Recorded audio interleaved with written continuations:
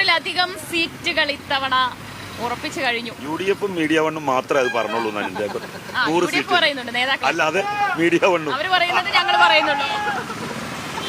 എന്ത് അടിസ്ഥാനം അതിനുള്ളത് എനിക്ക് മനസ്സിലാവുന്നില്ല.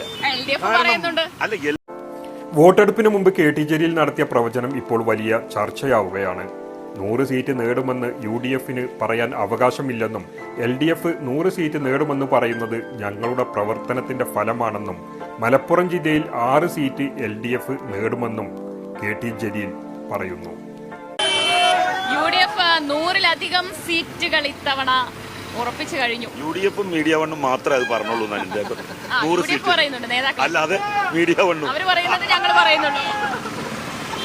എന്ത് അടിസ്ഥാനം അതിനുള്ളത് എനിക്ക് മനസ്സിലാവുന്നില്ല. LDF പറയുന്നുണ്ട്. അല്ല, LDF ഞങ്ങളുടെ MLA നടത്തിയിട്ടുള്ള പെർഫോമൻസ്, ഞങ്ങളുടെ MLA നടത്തിയിട്ടുള്ള പെർഫോമൻസിന്റെ അടിസ്ഥാനത്തിൽ ഞങ്ങൾക്ക് പറയാൻ പറ്റും 100 സീറ്റ് കിട്ടുന്നു. അവരെന്തടിസ്ഥാനത്തിലാണ് പറഞ്ഞത് എനിക്ക് മനസ്സിലാവുന്നില്ല. ഏറ്റവും അവസാനമായി ഇപ്പം ലീഗിനെ കുറിച്ചും CPM കുറിച്ചും നന്നായി അറിയുന്ന നേതാവാണല്ലോ താങ്കൾ. അപ്പം ഇതെല്ലാം മനസ്സിലാക്കിക്കൊണ്ട് ഈ പ്രാവശ്യം മലപ്പുറം ജില്ലയിൽ എത്ര സീറ്റ് LDF നേടും? 6 സീറ്റുകൾ.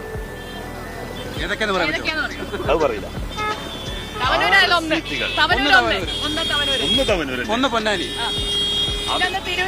അല്ല, 6 സീറ്റുകൾ നേടും. ഓക്കെ, ആ പേര് വെളിപ്പെടുത്താതിരിക്കാനുള്ള സ്വാതന്ത്ര്യം നമ്മൾ അനുവദിച്ചു തരുന്നു.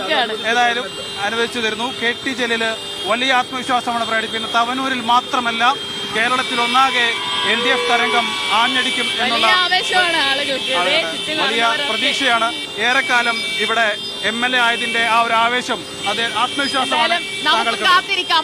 മലപ്പുറത്ത് UDFന് ചരിത്ര വിജയം. 16 മണ്ഡലങ്ങളിലും സമ്പൂർണ്ണ ആധിപത്യം ഉറപ്പിച്ച UDF. LDFന് പ്രതീക്ഷയുണ്ടായിരുന്ന പൊന്നാനി ഉൾപ്പെടെയുള്ള ചുവപ്പുകോട്ടകൾ തകർത്തെറിഞ്ഞാണ് UDFന്റെ ക്ലീൻ സ്വീപ്പ്. ഭൂരിപക്ഷത്തിൽ സർവകാല റെക്കോർഡുമായി PK കുഞ്ഞാലിക്കുട്ടിയും.